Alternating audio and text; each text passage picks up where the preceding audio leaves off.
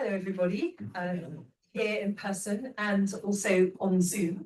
We're delighted to have you back. This is one of the first events of this academic year for us, and it is the first Writing Jewish Women's Lives seminar. We are really especially privileged to have Vera talking for us today, not only because she's wonderful in every possible way, but also because she is the patron of this series. So it's only right and proper that her fantastic work, which was the inspiration for this series, is a part of it as well. So we're particularly honoured. Yes, absolutely. Thank you so much, Vera, for everything that you've done for the Life Writing Centre and for this wonderful idea. It's been 2 years now, I think, hasn't it? This is the third. This is the beginning of the third year, and it's been astonishingly popular, and the series is thriving, and we're inundated with ideas for wonderful people to invite. So we're really delighted that what was your idea and was something that we cooked up over a coffee has become something so exciting and so important. So Vera will be talking about the remarkable Peggy Guggenheim, American heiress and patron of modernist art and lover of novelty dogs, clearly, with incredible glasses. What an extraordinary character. And Vera herself studied philosophy and sociology at the Frankfurt School at J.W. Goethe University in Frankfurt and art history at the Hebrew University in Jerusalem. She holds an MA and PhD from University College London, and her doctoral dissertation, French Impressionism and German Jews, the making of modernist art collectors and art collections in Imperial Germany, is a study of a pioneering Jewish art dealer, Paul Cassier, private collectors and public patrons before World War I. Her memoir, History, Memory and Me, is awaiting publication later this year. And I had the enormous privilege of getting to know Vera as she was writing it and looking over various drafts. And it's a fascinating study of Jewish women through the 20th century. So again, this series comes from your personal work as well as your academic work. And it's even more of a privilege to have been privy to that pre-publication. Vera is a curator, writer, independent scholar, and lecturer in social and cultural Jewish history. Her articles have been published in academic and cultural journals in the UK and abroad. And as I said, she is the co-founder of this wonderful programme. So Vera, thank you so much. And Vera will talk for about an hour, and then there will hopefully be time for questions from us. So Vera, thank you.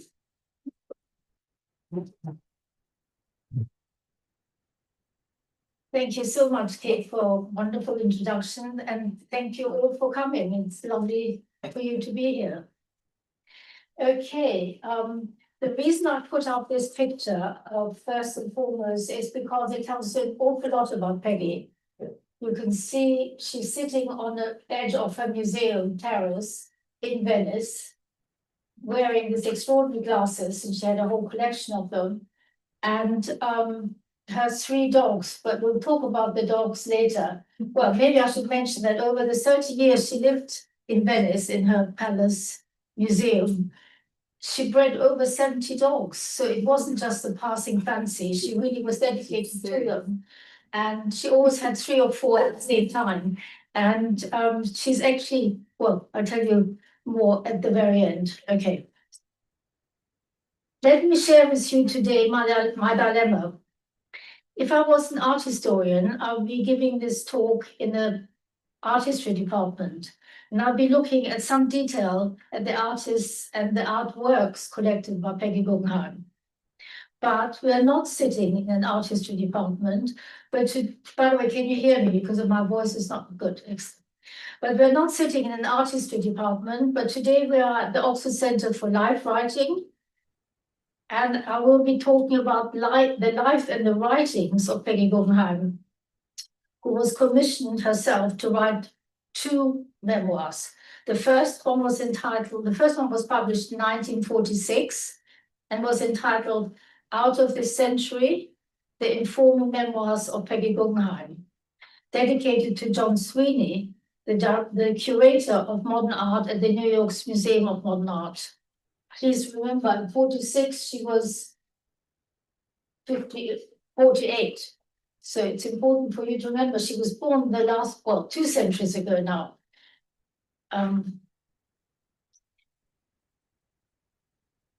It was still, the second one was published in the 1960s and then republished in 1979 with a changed title of, still out of this century, but the subtitle was now Confessions of an Art Addict, the autobiography of Peggy Guggenheim. It was still dedicated to John Sweeney, but now featured Peggy herself on the cover. Or on the first one, it showed an image that I have not been able to identify. It's a theater scene. But the second one, she is obviously more confident, and she herself is on the front of the second memoir. It tells you something about how she herself has evolved and how much confidence she gained by the time she's published her second memoir. My aim today, as part of the Jewish Women's Voices program, is to examine Peggy's life, work, and her complex Jewish identity, which actually meant little to her. In fact, there's been about 6 or 7 biographies on Peggy Guggenheim, and none of them deal with her Jewish identity, which actually is not altogether surprising because she herself, well, you will see as I go along. It meant little to her, and yet we'll see. So let me ask you, why do I claim Peggy Guggenheim as a Jewish patron of modern art, which I do? I suggest to you that it was Peggy's Jewish origins and background of being part of a minority and being the other that attracted her to modernity and all that it implied. From 1900 onwards, modern art patronage was taken up by the rising Jewish upper bourgeoisie, whether in Vienna, Berlin, or Paris. So Peggy was only one of many Jewish avant-garde art collectors and art dealers who reflected the zeitgeist of a certain sophisticated European Jewish elite. However, what made Peggy unique was that, one, she was an American citizen who settled in Venice. 2, her tastes and thoughts transcended countries, cross-fertilizing ideas across continents. In fact, Vidal described her as the last of Henry James's transatlantic heroines. Daisy Miller with more balls, as he called her. 3, she not only promoted several avant-garde movements like surrealism and abstract expressionism, but she also gave an unprecedented platform to women artists, female photographers, and even children's art. 4, what also made her unusual was that she had a particular knack of being at the right place at the right time and recognizing who was going to be important. What made Peggy exceptional is the fact that she used her inheritance to build a unique art collection in the first place, that her strong, determined personality led her to create and nurture one of the most celebrated small art collections that became a Venetian landmark. I have to mention at this point, not all collectors build a museum, far from it. Many private collectors are sold in the collector's lifetime, and if not then, they often are broken down and sold by the next generation. So really, 20th century art and cultural history could not have been written without Peggy Guggenheim.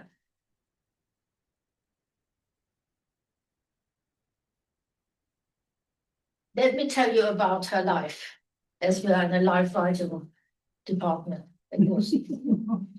Marguerite, her father called her Maggie, and she became Peggy only later, was born in New York on the 26th of August, 1898, as the second daughter of Florette Seligman and Benjamin Guggenheim, whose families had started in abject poverty when they first arrived in America in the mid-19th century.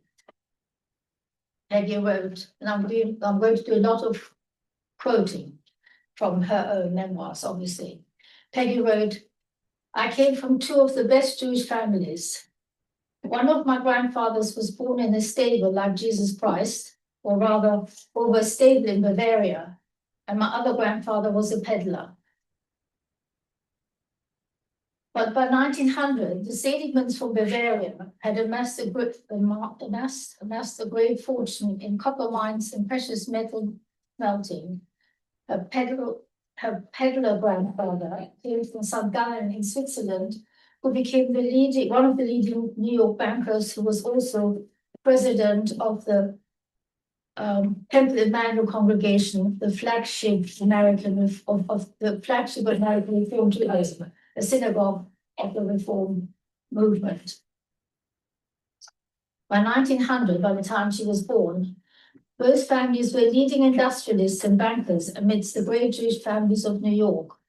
And their clan, traditionally, and it was a huge clan. I think her mother was born out of 10 and her father was one out of 7. So you can imagine how many cousins and aunts she must have had. By 1900, both families were leading industrialists and bankers amidst the great Jewish families of New York. It's a book called The Great Jewish Family of New York. Their clan traditionally married amongst themselves, which often produced very eccentric men and women, many of whom in time married outside their faith and slowly assimilated into American and British society at large. In fact, one of her uncles was Sir Charles Seligman, another banker in England, who died in 1954. Okay. We must remember, this is, of course, as it says, Peggy and the older sister, Benita, was a Pekingese twinkle. So obviously they had dogs from a very early age and always had them throughout their lives. But we must remember that when Peggy and Benita were growing up, Jews in America were still excluded from most sports clubs, hotels, resorts, as well as most Ivy League universities, professional and cultural association. Peggy was aware of this anti-Semitic climate, despite both girls, Peggy and Benita, being privately educated until they were in their mid-teens. Yet, Peggy claimed that she did not feel Jewish herself. And in fact, to prove the point, on one occasion she was supposed to buy new furniture for her bedroom, and she went shopping for furniture on Yom Kippur, the most holy day in the Jewish calendar. Her mother punished her quite severely, in as much as she refused to pay for the furniture, and Peggy had to pay for the furniture out of her weekly allowance, which of course was quite difficult. From an early age, Peggy considered herself different from other members of her highly eccentric family, but she was very aware of her Jewish status. When I say eccentric family, for example, her mother apparently had this habit of repeating certain words 3 times, which she was obviously obsessive in. They were a very eccentric clan. Here I'm quoting again Peggy. Not only was my childhood excessively lonely and sad, but it was also filled with torment. As my sister and I were often left to the care of indifferent, even cruel nannies and governesses. But bigger tragedy, or in fact tragedy, struck when they lost their father in 1912, when he went down with the Titanic. After his death, Peggy remembered, after my father's death, I became religious. I attended the services at Temple Emmanuel regularly and took great dramatic pleasure in standing up for the Kaddish, the prayer for the dead. In a sense, I really have never recovered, as I suppose I've been searching for a father ever since. 7 years after her father's death, Peggy writes, in 1919, at the age of 20, I came into a fortune. My fault. I was an heiress and I was independent. My mother was greatly upset as she could no longer control me.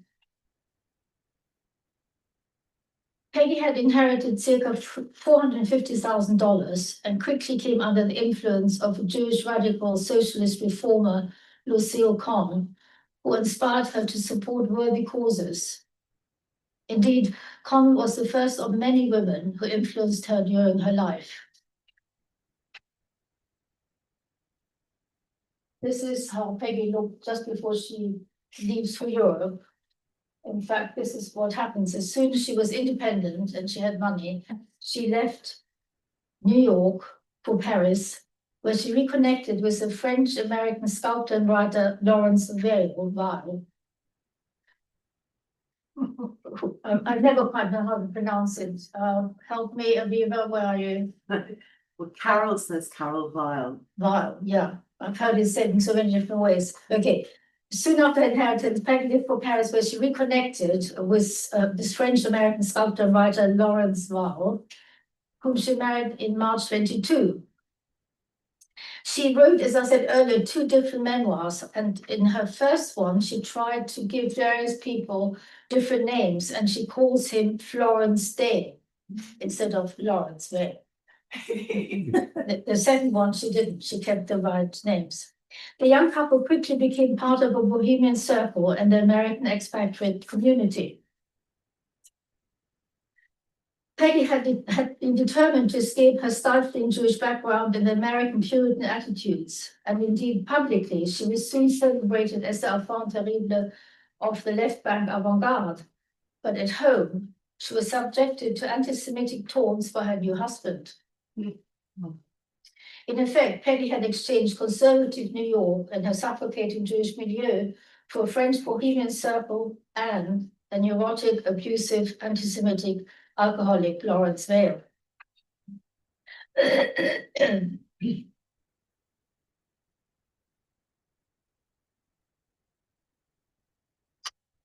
Years later, Peggy remembered, quote, "Perhaps I did not like Paris in the 20s. Everyone was drinking. I tried hard to be bohemian, but I was really not convinced. I've never smoked opium myself. I'm too much of a Puritan." Peggy's granddaughter, Carol Weil, believed that Peggy was unconventional, but had a practical personality. And despite her desire to shock people, Peggy was always aware of her social position of her American, albeit Jewish upper class background. Lawrence and Peggy moved around France continuously and traveled extensively. And on one occasion, they traveled to Egypt and then on to Palestine, where Peggy remembered feeling ashamed that she had married outside her faith. But she also recalled, I quote, "The only thing that really impressed us was the Wailing Wall, but it mortified me to belong to my people.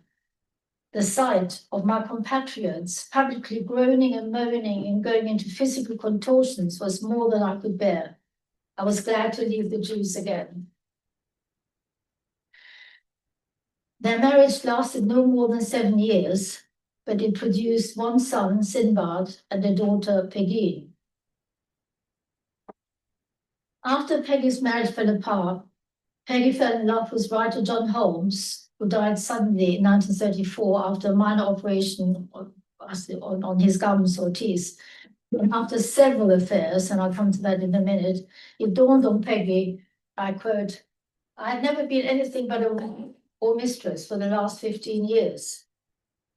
And she was at a loss of what to do next.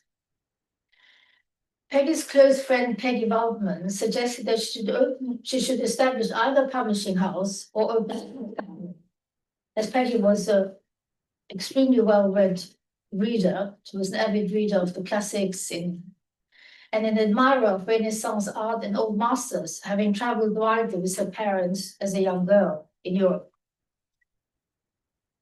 Waldman's advice was timely, as her current lover, Samuel Beckett, she called him Oblomov, don't ask, she doesn't give any reason why she calls him Oblomov. Samuel Beckett advised her, quote, "to accept the art of our days as it was a living thing." At the same time, she also recalls, "I must thank Marcel Duchamp for my introduction to the modern art world. He taught me the difference between abstract and surrealist art and introduced me to the avant-garde sculptors like Arp and Brancusi." Moreover, just about at this point, Peggy's mother, Florette, died in 1977, and Peggy came into another inheritance, which catapulted her new project. She decided to open an art gallery. She moved from Paris to London She was moving around all the time. She had hundreds of homes in the country and cities. But anyway, at that point, she decided to stay in London for a while and open an art gallery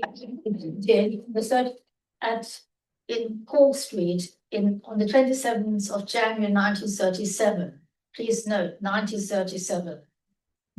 She called, well, it wasn't actually her, it was a friend who called her art gallery Guggenheim Jeune, which I think may be alluding to the very well-established Paris Jewish art dealer brothers Bernheim Jeune. Indeed, Peggy had entered the modern art world dominated at the time by Parisian Jewish dealers Daniel Henri Kahnweiler, George Wildenstein, René Gimpel, and Paul Rosenberg, and one tiny woman, Bert Weil, who was the exception. Just 2 months prior to Peggy's gallery opening, the Nazi-organized traveling show of the so-called Degenerate Art Exhibition, which ran from July to November 1937, had closed in Germany, having attracted over 2 million visitors. And Peggy must have known that many of the artists she was exhibiting were part of this reviled German show. Was she naive, determined, or simply courageous to put on a show in London, which was reviled in Germany? Indeed, Peggy's London Gallery opened 11 days after the Paris Exposition Internationale du Surrealisme at the Galerie des Beaux-Arts at the Rue de Faubourg Saint-Honoré, owned by George Wildenstein. So it was her gallery opened 11 days after this very important exhibition, and the reviews and critics of the London Gallery linked her to the Paris event, which pleased Peggy no end, as you can imagine. She was a total newcomer to the art world, and she was compared immediately to George Wildenstein's very important exhibition. We know that the International Surrealist Exhibition at London's Burlington Galleries had opened in the summer of 1936, in other words, a year and a half before, but it was Peggy's gallery and her art that was seen as the catalyst for avant-garde art, modern art in Britain at the time.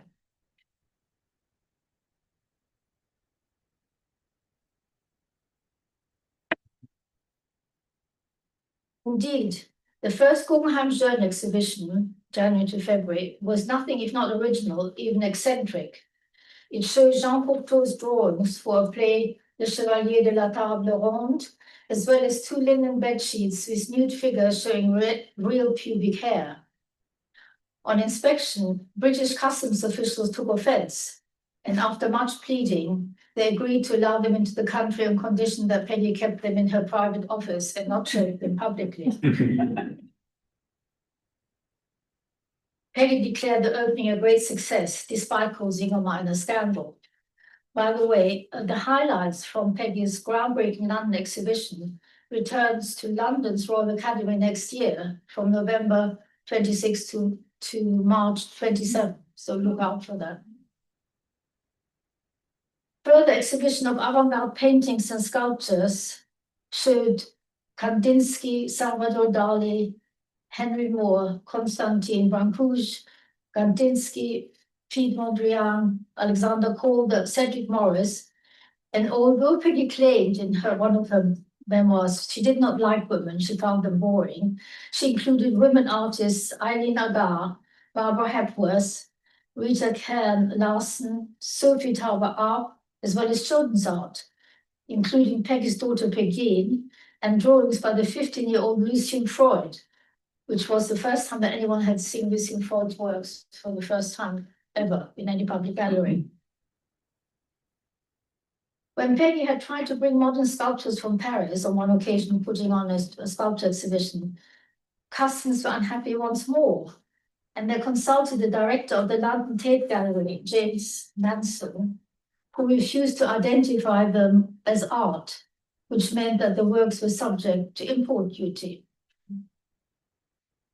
Peggy resorted to the House of Commons to overturn the decision and won. It illustrates Peggy's determination and commitment to the cause of her pioneering artists her loyalty lasting a lifetime. Indeed, if works in her own exhibitions did not sell, she had 17 in the 18 months she ran the gallery, she bought these works herself, and they were the first pieces of her own art collection.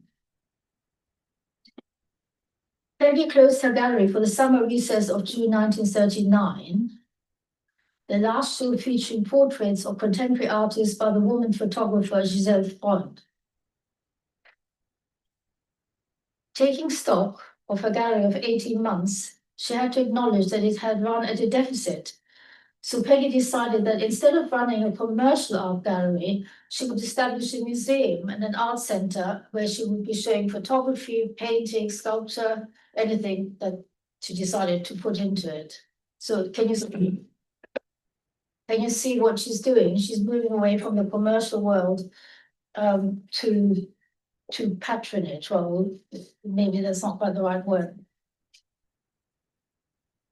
Single-minded but naive, Peggy traveled after she closed the gallery in June 39. Peggy traveled from London to Paris in the summer of 39, when Parisians were fleeing the city expecting the Nazi invasion.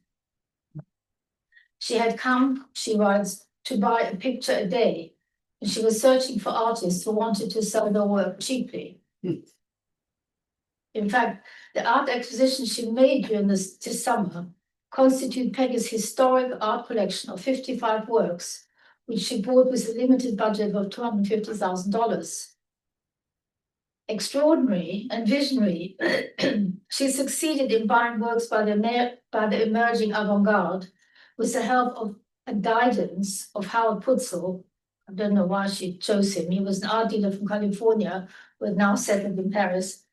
Marcel Duchamp and André Breton, which makes more sense. Peggy recollects in her memoirs, quote, "Nothing could have been easier. The Parisians were expecting a German invasion and were delighted to sell everything and flee. Everyone pursued me mercilessly. My phone rang all day, and people even brought me paintings in the mornings to my bed before I rose." 4 decades later, her collection was estimated to be worth about 40 million. Can you see what happened? By the way, quickly, it included Duchamp, Tanguy, Yves Tanguy, Georges Braque, René Magritte, Max Ernst, Man Ray, Kandinsky, Juan Brie, Giacomo Balla, Paul Klee, Salvador Dali, Robert Delaunay, Ferdinand Léger, etc., Giacometti, Calder. I mean, you have to remember, this is 1939, so she really understood or had a feeling, or she was advised, but nonetheless, she had the courage to take advice by people who knew. But here I want to stress that nobody could have predicted how the art market would develop. The age-old anti-Semitic trope that Jewish collectors and dealers invest cunningly in art for profit did not correspond to reality then, or to an earlier generation of collectors and controversial modernist art. Usually real collectors don't invest for profit. They invest because they can't help it. It's an obsession. As we know, nothing came of the London project, and she was hugely generous when she released Herbert Reed, the man she had already appointed director. She released him from his 5-year contract and paid him handsomely half of his due salary, leaving Herbert Reed happy with a payment of £2,500, and they stayed the best of friends, she writes in her biography.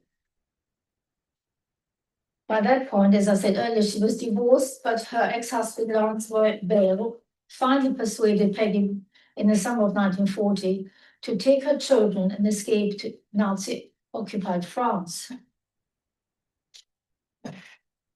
Peggy recollects, quote, that she feared the prospect of being put into a concentration camp, and she took refuge in Marseille, the last city in the unoccupied French zone after the German invasion of June 1940.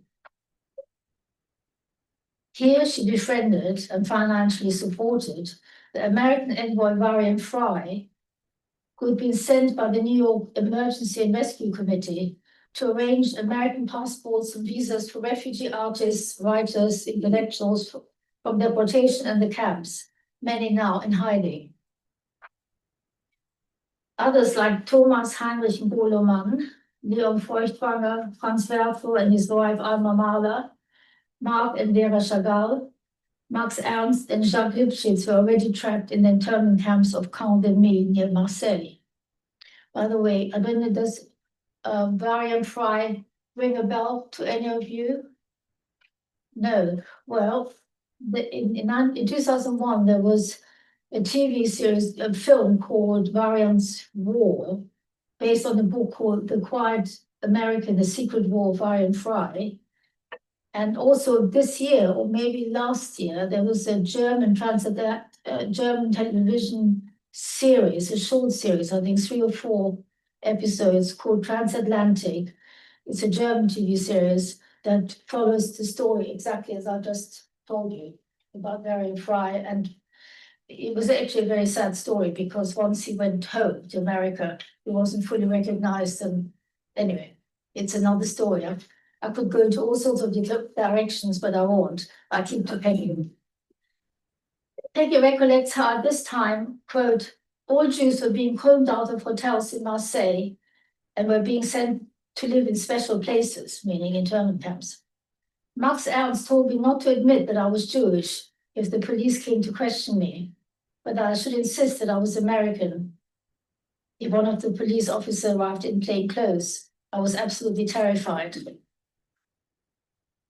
Indeed, Peggy narrowly missed arrest at her hotel when she was questioned by a local gendarme about her race and her expired American passport. Peggy haughtily agreed to extend her passport and indignantly pointed out that her family was from neutral Switzerland, which in the eyes of the gendarme meant that she wasn't Jewish. And after this incident, she was no longer troubled. After an agonizing year, a whole year in Marseille, waiting for the necessary exit papers, you needed to have exit papers to leave France, let alone entry papers to the country you were going to, in this case, America.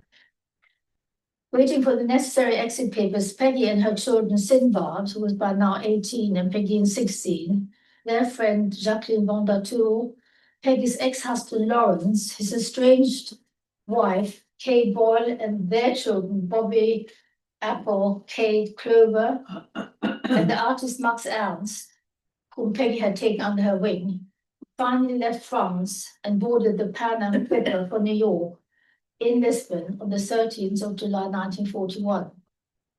They had a plane to themselves, 4 adults and 7 children under 18, the youngest being only 2. Moreover, foresighted Peggy had arranged for the Lefebvre-Foinet shipping company to pack her art collection in linen sheets and blankets in 5 large cases, a consignment to be labeled household goods. It was an ironic twist of fate that in 1919, the innocent 22-year-old Guggenheim had escaped America for Europe in search of personal freedom. And in 1941, Peggy Guggenheim, the Jewish patron of modern art, escaped Europe to existential safety to America.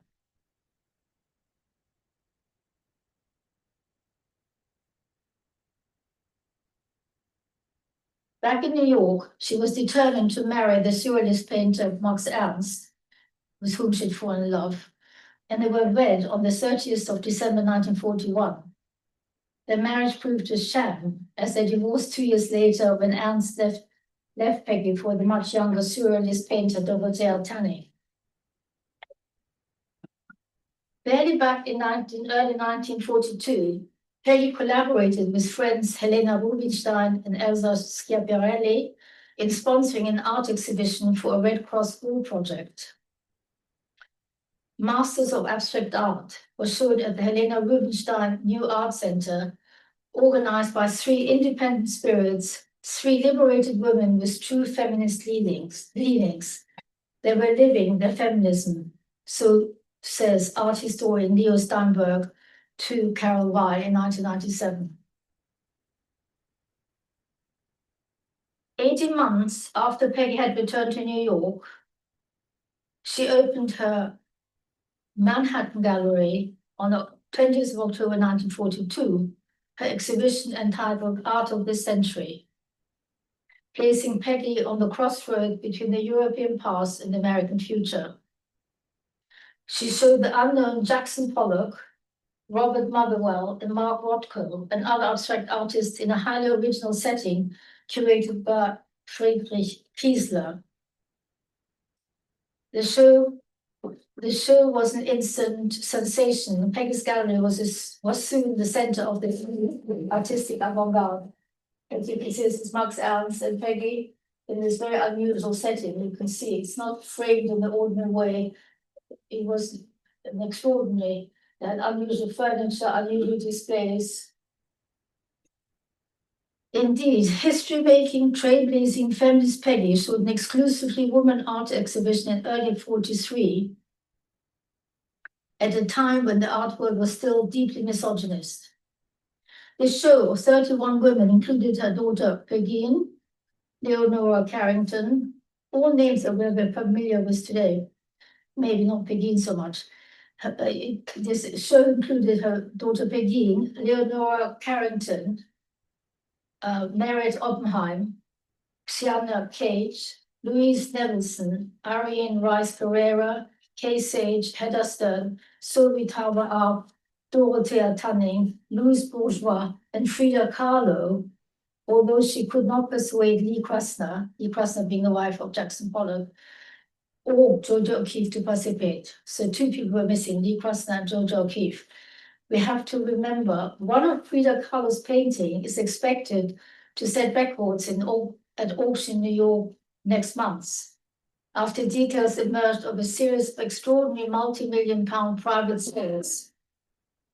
Sotheby's, which is selling her 1940 self-portrait El Sueño, The Dream, is expected. It's a wonderful. She's lying on her bed and she sees. Forget it. Her self-portrait El Sueño is expected to sell for up to $60 million. That will make it the most expensive work by a female artist sold at an auction. At an auction breaking the 44 million record set in 2014 by Georgia O'Keeffe. So we have Frida Kahlo, she did exhibit, who's expected to reach this extraordinary price of 60 million. And Georgia O'Keeffe, who broke the record in 2014, whom she actually did not have in her exhibition. Peggy was the talk of the town, as you can imagine, with these sort of exhibitions. And she was asked to republish an updated version of her memoir in March 1947, which she dedicated to Jackson Pollock, which his wife Lee Krasner resented deeply. It caused another scandal because many considered her intimate revelations of her many conquests, love affairs, and abortion as vulgar gossip, written by a woman without normal sensitivities, who expected her sexual exploits who exhibited her sexual exploits publicly without shame. It is true, she does mention she had taken over 70 lovers and had 7 abortions. This is the time when Henry Miller's erotic novels were greatly acclaimed, proving the difference between what was or wasn't acceptable in women's and men's sexual exploits. It was rumored that the Guggenheim family was so outraged that they bought all the copies to remove it from circulation. Peggy did not care what she was indifferent to what society or her family thought of her, but she was deeply disappointed that the artists she had discovered were not appreciated, and she closed her gallery in May 1947. You can't say she wasn't a determined woman. Whatever she did, she knew what she was doing. So now we come to Venice. Yeah, we're okay. Disillusioned by the New York art world, Peggy left New York and eventually stopped in Venice, the city that had been an independent maritime republic for centuries. She felt as if she belonged here, quote, if anyone belongs anywhere these days. Soon after her arrival, fate walked into her life. The artist Santa Maso introduced her to Rodolfo Palloncini, the Secretary General of the 24th Biennale, the first after the war. You know, the Biennale, the first one was 1895. Palloncini invited her to show her art collection in the empty Greek pavilion, as Greek was embroiled in the Civil War. We're now talking of 1947. With the American ambassador in attendance, Peggy remembered, quote, "My exhibition had enormous publicity, and it was the most popular of the Biennale. What I enjoyed most was seeing the name Guggenheim appearing on the maps next to Great Britain, France, and Holland. I felt as though I was a new European country." It's not surprising because that it was such a success. This was the first time that the European audience saw works by Pollock, Gorky, Rothko, Motherwell, and Clifford Still. The American photographer Lee Miller declared the Guggenheim Pavilion as the most sensational, and the writer Vittorio Carrara proclaimed, quote, "The 1948 Biennale was like opening a bottle of champagne. It was an explosion of modern art after the Nazis had tried to kill it." Talk of Lee Miller, you know there's an exhibition of Lee Miller at the Tate until February, right now. Peggy's collection was a sensation, and after this unexpected success, Peggy sent her collection on tour to Europe's most prestigious art museums, to the Palais des Beaux-Arts in Brussels, to the Stedelijk Museum in Amsterdam, and the Kunsthaus in Zurich.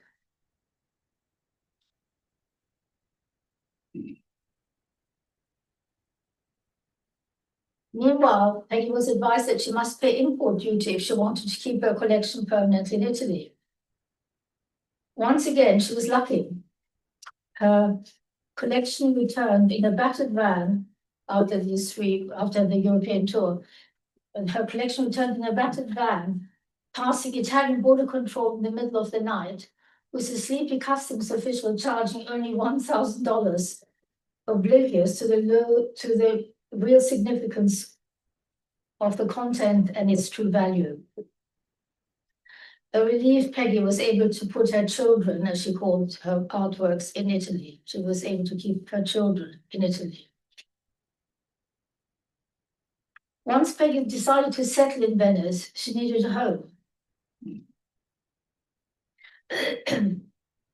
She was lucky once again when she found the unfinished white 18th century, it doesn't look as if it's an old palazzo, but it's an unfinished white 18th century one-story Palazzo Venier de Lione, which she bought at a bargain price of $60,000. It had previously been owned by the two passionate, unconventional women, Luisa Casati. She kept cheetahs. Can you believe it? So little dogs was nothing to them. And somebody called Doris Casleros, who was sort of English. And most unusually for this city, this house was built, and most unusually for the city built on lagoons, it had a small garden and several trees, which were ideal for her Lhasa Apso terriers, her beloved darlings, as she called them. Well, can you see? And it still is like this.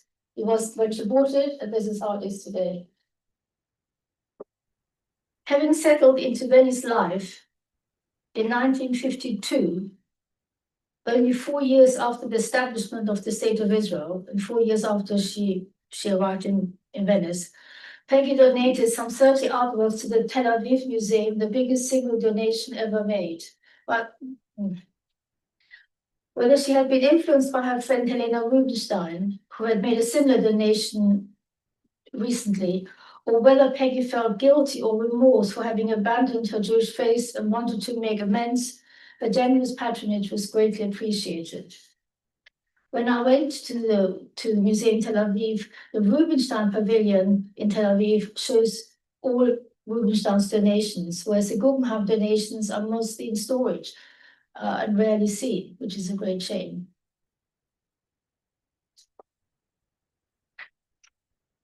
Settling in Venice as a Jewish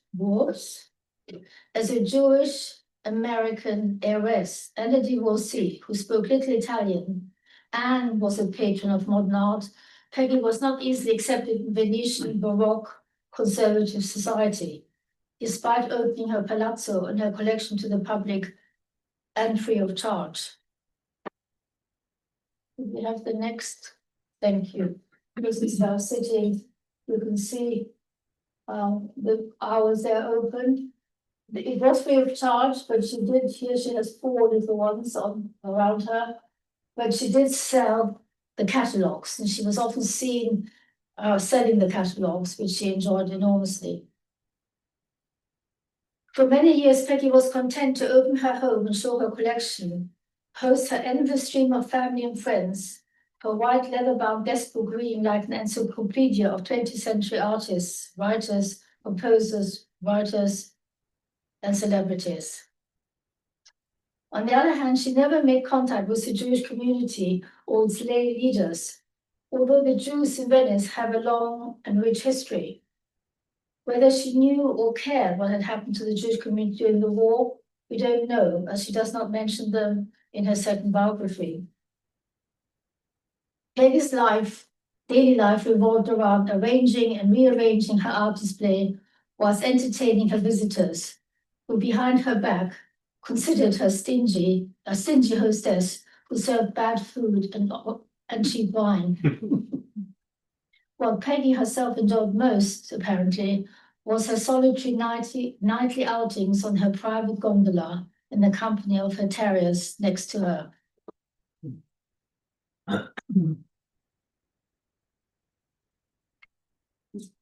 Finally, after living in Venice for 15 years, Peggy was made honorary citizen of Venice in 1962, and 5 years later she was honored with the title of Commendatore of the Italian Republic. However, in the same year, another tragedy struck when her daughter Peggy, who had survived several suicide attempts, died of an overdose of drugs and alcohol. Peggy was said never to have got over this loss. Moreover, one of her last lovers, Raoul Gregorich, was a local car mechanic for whom she had bought a car, was fatally killed in a car crash. Peggy was left inconsolable.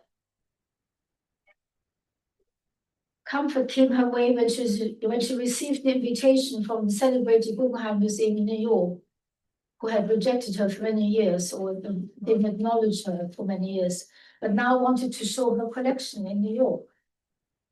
At this point, she writes, quote, "I was like someone who was longing to be proposed by someone who was longing to marry me." Reunited with cousin Henry Guggenheim, she was promised that the New York Solomon R. Guggenheim Foundation would, 1, finance her art collection badly needed restoration, 2, that she would be allowed to continue living in the palazzo in her lifetime, and 3, that her art collection would remain in Venice permanently.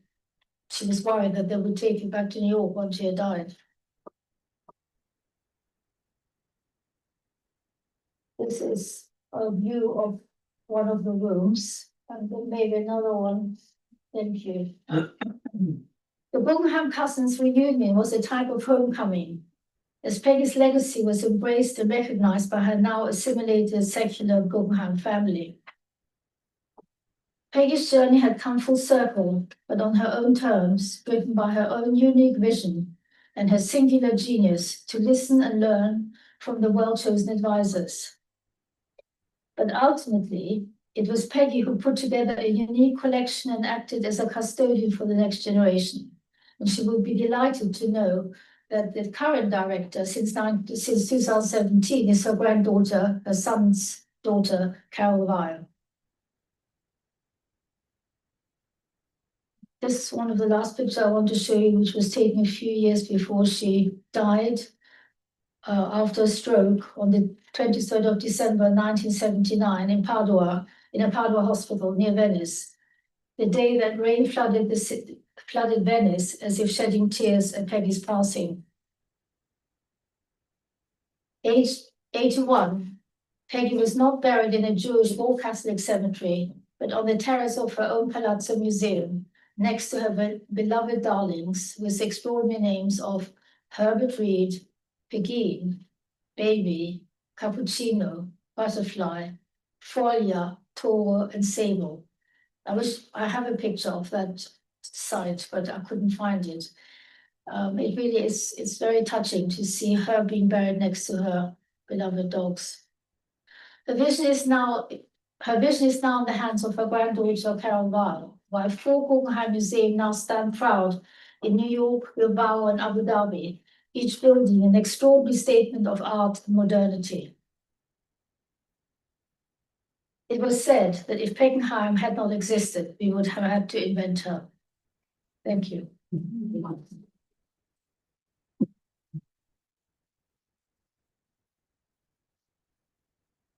Thank you very much, Vera. So an extraordinarily rich life, and it's wonderful to have the images to visualize that amazing art.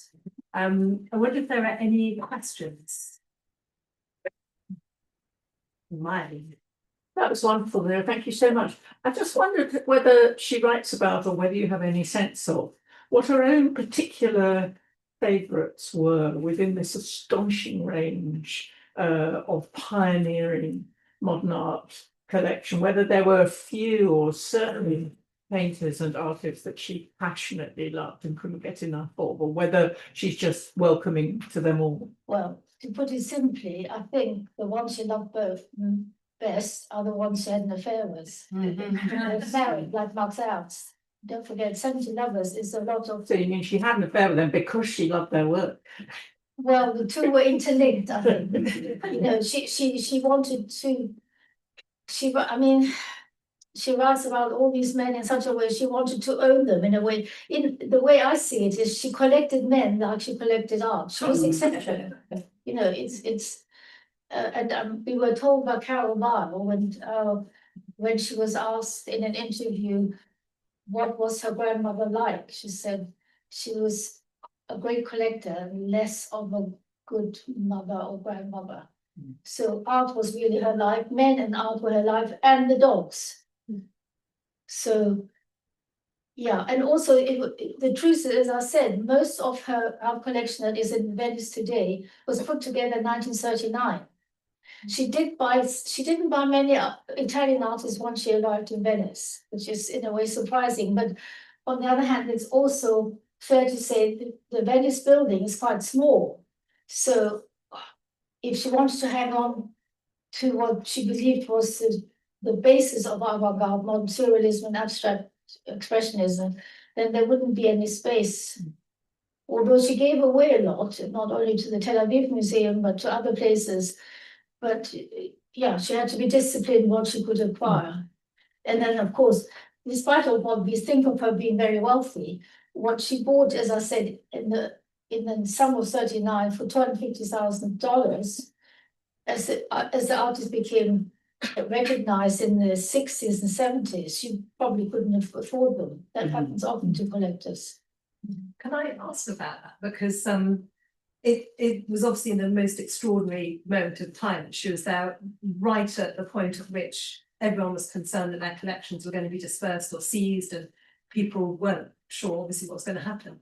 Is there anything morally questionable about that? Was she rescuing this art before the Nazis got to it, or was she perhaps in a way taking advantage of the fact that it needed to be got out, needed to be secured? No. She got a bargain. And where do you stand on that? She in many ways, she says to herself, she was very naive. When she went to Paris from London, she closed her gallery of 18 months. She went to Paris for the summer of 39, and she knew artists were leaving, fleeing, and she bought them at a very reduced price. Having said that, when she came back to London, and you have to understand, she was forever going backwards and forwards. She was very worried. She said, I didn't use that quote, but she writes, she was worried because she felt she was a custodian of this very important work, and she offered it to one of, maybe the Louvre, I can't remember, to one of the great Parisian museums to hide them, because during the war, a lot of museums were emptied and taken out to the countryside, but of course they didn't want to know. So somebody in Petersfield kept them for a while. She hid them or stored them in Petersfield, and then when she went back to Paris, and then to Marseille, not to Paris, yes, to France, and then in Marseille, she again offered various people to hold them for her, hide them for her, and the museum in Grenoble offered to hide them, so that she was very aware of their value. Yeah. And then she was clever to have them taken from Grenoble by this shipping company and packed up in 5 cases. Yeah, so she was totally aware of the importance of what she was doing and dedicated to it. You know, as you said earlier, I've done my PhD on collectors. Some collectors, she was extraordinary the way she was determined to keep this collection together. And she was lucky sometimes on the way. But then people are determined, do strike a bit of luck as they go along. You know, you have to expose yourself before luck can come your way. Yeah. I guess this is kind of a naive question, but did she see herself as a happy person? It's a good question. Did she see herself As a happy person, yes. Did she see herself as a happy person? It's a very good question. I have to say she had a lot of deaths in her family. Not only did she lose her father at the age of 12, her younger sister Hazel, whom she wasn't as close to as Benita died in childbirth. She was very close to Benita. She was destroyed when Benita died in childbirth. Hazel's had 2 or 3 little boys, and they fell off one of the buildings in New York, so they died. So Hazel's family was in mourning for many years. Then John Holmes, the lover that she called the love of her life, died after this minor operation. Then Peggy committed suicide.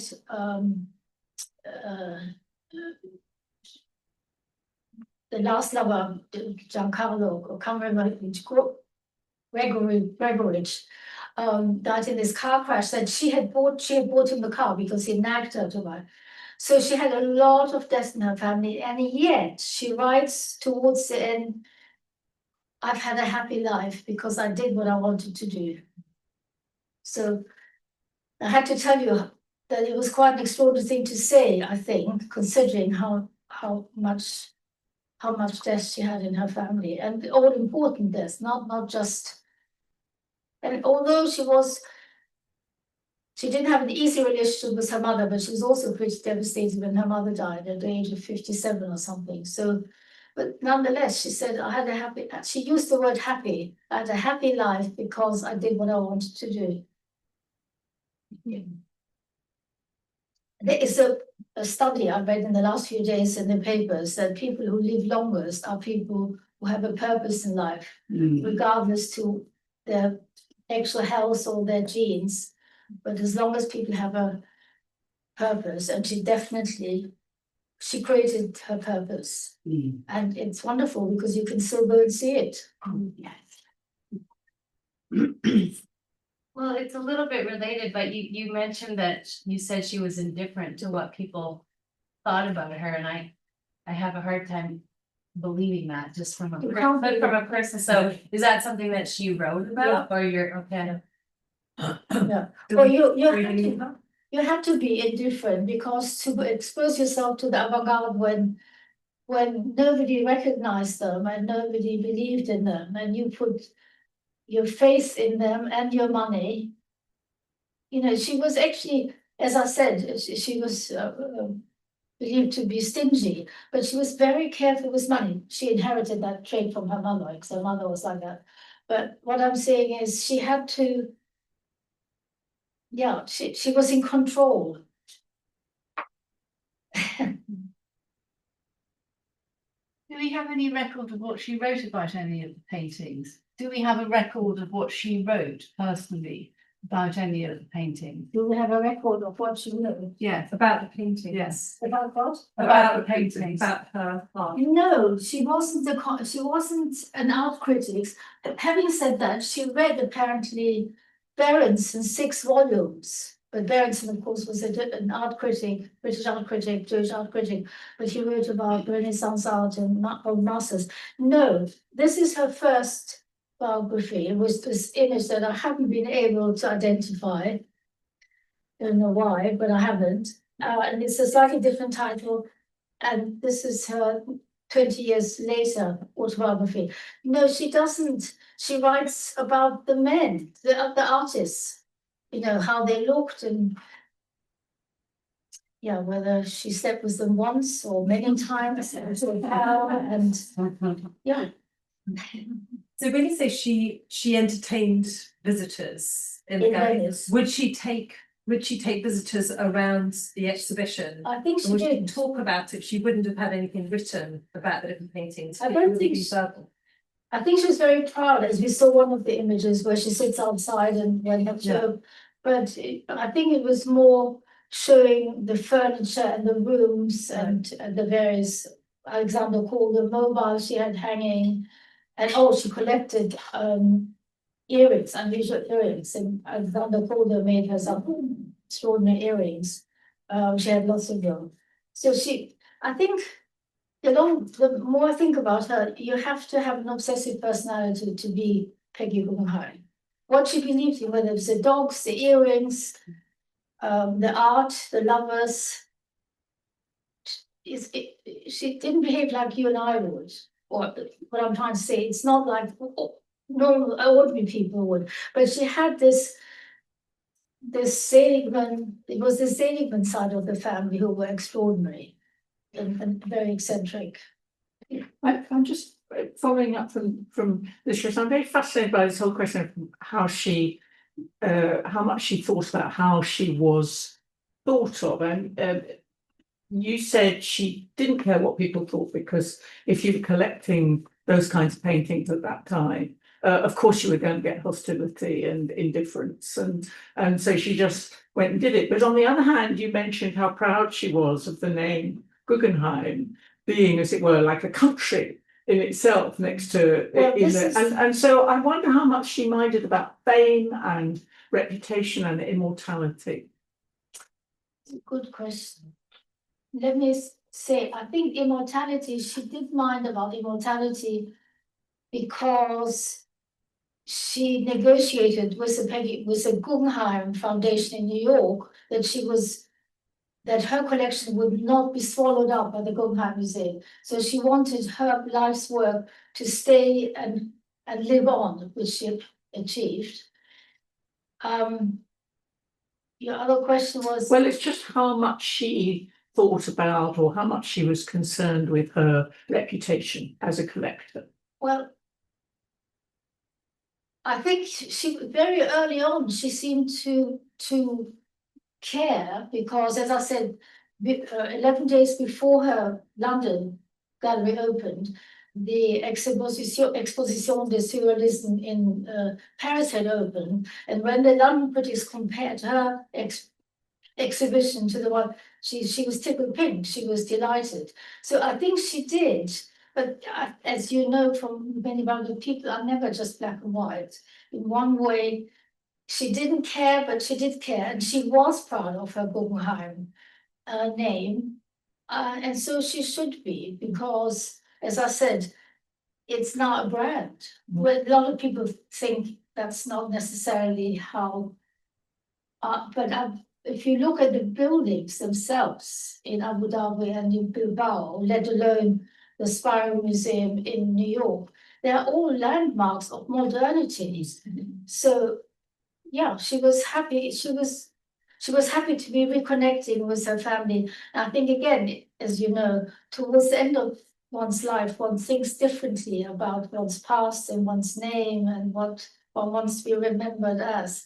So, like everybody, she was most people, she was highly complex. So, yeah, she didn't care about. She knew that behind her back they were saying that she served cheap wine and bad food, which apparently she did, because she didn't care. She didn't care about that. So do you follow what I mean? It's sort of a mixture. Well, you're painting a picture of a woman who was very much her own person. She was. I mean, exactly. you know, when you think of the era in which she was born into, what she was accomplishing and what she did was really highly unusual. And one wonders what she would have been like if she hadn't had all that money. You know, what if she'd been born into a family and wouldn't be didn't paying inherit her. $450,000? Because, I mean, she's, from everything you're describing today, she's striking me anyway as being a very uniquely self-contained and self-aware woman. She became that. Yeah. She, at the beginning, she said, you know, at one point, she said, I've only been a wife and a mistress. What's the purpose? What am I doing? She never said, oh, I'm so satisfied being, I've got a wonderful son and a wonderful daughter. That wasn't it. She then, once she realized that she had been nothing but, everything you say is absolutely right. Yeah, I mean, look at Lee Miller, who at a similar age. And what I find strange that she says, I don't like women, they're often boring, but she really put herself out and she had close relationships with women, very close relationships, Jewish and otherwise. By the way, it's a footnote. Amongst the 70 lovers, she only had one Jewish lover, she writes. No, that man, I can't remember his name. So, but she had lots of Jewish women friends, and who traveled with her, who was very close to. She was just everything you say, very much her own person, but yet also dependent on the women in her life, as well as the men in her life and the artists in her life. Thank you so much, Vera. That's a wonderful presentation about Peggy Guggenheim. And what I loved about it is, as you say, we get so much about Peggy Guggenheim from the point of view of other people and what they thought. And so we think about the Guggenheim name, the Guggenheim museums being synonymous with modernity and modern art. And then she does appear in so many commentaires of other modernists. We think about how she appears in the paintings of Max Ernst. That's a wonderful portrait that's in the Palazzo with the feathered mask and the ball gown and her legs sticking out, you know, curious she seems. But it seems like all of us are really interested in how she was seen, how she saw herself. But I'm curious if we round the bend on that question, what you think is the most important thing to know about Peggy Guggenheim herself? What is her central legacy? Well, I read out a lot of quotes how she, you know, when it came to 1941 in the south of France, in Marseille, she was scared like everybody else. She didn't consider herself Jewish, but she had no choice. She had to, and even although her children weren't Jewish, nonetheless, she had to take them to safety because they were her children. So I didn't hear all of them. So Sasha was saying that we see so much of Peggy through others' eyes, through the way that someone like Max Ernst paints her, through other people's accounts and judgments of her. But it's fascinating hearing about her from her perspective, as you're telling us. But what do you think would be her central legacy? What's the kind of takeaway that she would have wanted us to have about her, perhaps?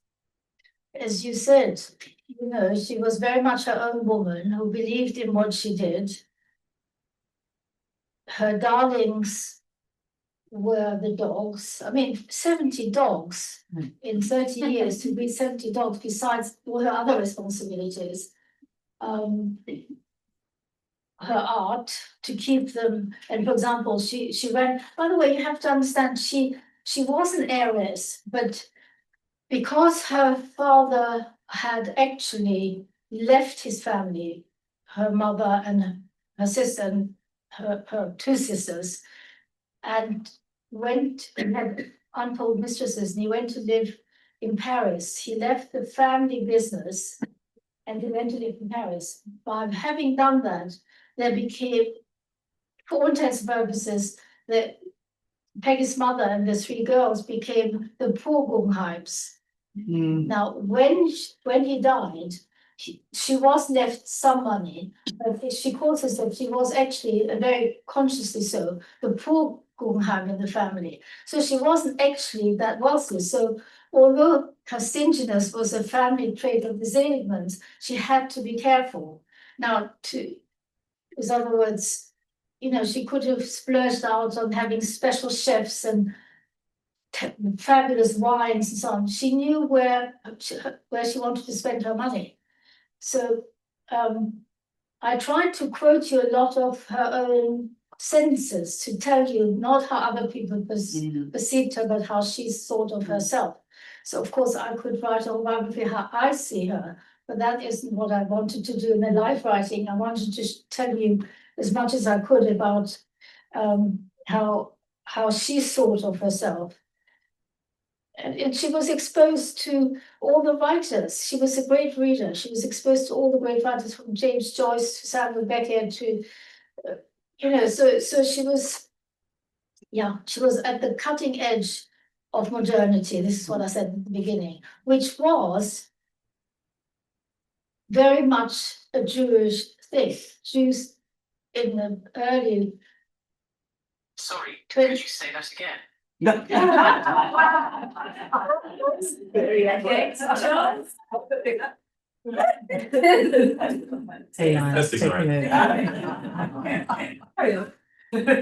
Jews in the earlier 20th century, you know, they had nothing much to gain by looking back.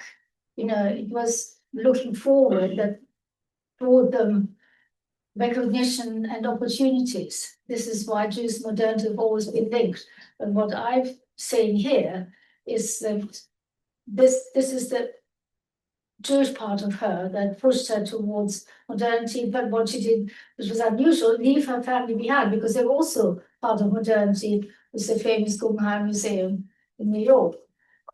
So, yeah, I mean, it was true, as you probably know, the Vienna secession, there were a lot of Jews involved. Jewish upper bourgeoisie had their wives and their children painted. We saw this Singer Sargent exhibition of the Wertheimer portraits not long ago, which was also Wertheimer, the Jewish family in England, were also part of modernity and so on. So, you know, to be part of modernity is not an easy place to be. But if you haven't got much choice, that is the best you can hope for. I think that's a wonderful idea to wrap up on, because that summarizes so much of her life and of perhaps the Jewish cultural moment that she comes out of. So Vera, thank you so very, very much. That was so rich.